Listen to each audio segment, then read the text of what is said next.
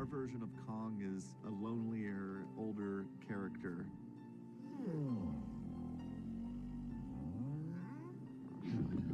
That's the thing that was exciting to me about doing this movie, was being able to take a character like Kong and say, what happens with time with this character? What happens when the world kind of moves on past him?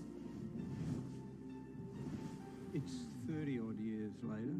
Adam wanted to introduce a bigger, older Kong, someone who was sort of street-worn. He's been in a few brawls, I guess, with skull crawlers and other creatures that live on Skull Island. In Skull Island, he was a bit of a teenager. This one was really about making him that mature, fully grown adversary for Godzilla.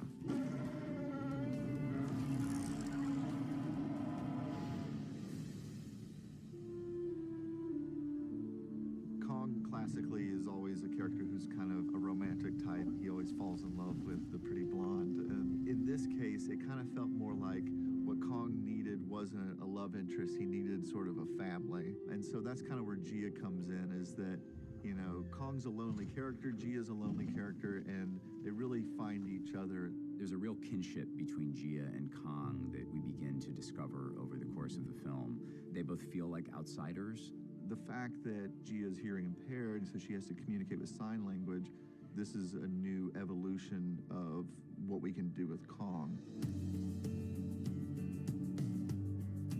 Finding the right girl to play Gia was an incredible challenge. She's a young, hearing-impaired Iwi girl, and we had to look outside of the traditional channels to find her. And Kaylee Hoddle, who we're very fortunate to have cast in the film, had never been in a film before, and Sarah Finn, our casting director, was able to locate her, and the moment we met her, we knew she was the right girl for the part. Kaylee, who's a newcomer, you know, she's a deaf actress, and she's probably the most professional actor I've ever worked with in a weird way. It's really bizarre. Kaylee is, number one, a really good actor. She hasn't been on a film set. This is the first time she's done anything like this, and she is as instinctive and brilliant as you could be given those circumstances. I mean, she really is very talented. So she's incredibly rewarding to work with as an actor. Like, she gives so much. As I've got to know her better, I've realized that she's extremely funny and playful, and she's just a great kid to be around. And so I feel proud to say we have become friends. This is a battle that hasn't been waged since 1962, so it's got to be the most epic battle of all time. Two of these classic monsters are going head to head. That's really so exciting. This has to be the definitive answer to the question, who wins, Godzilla or Kong?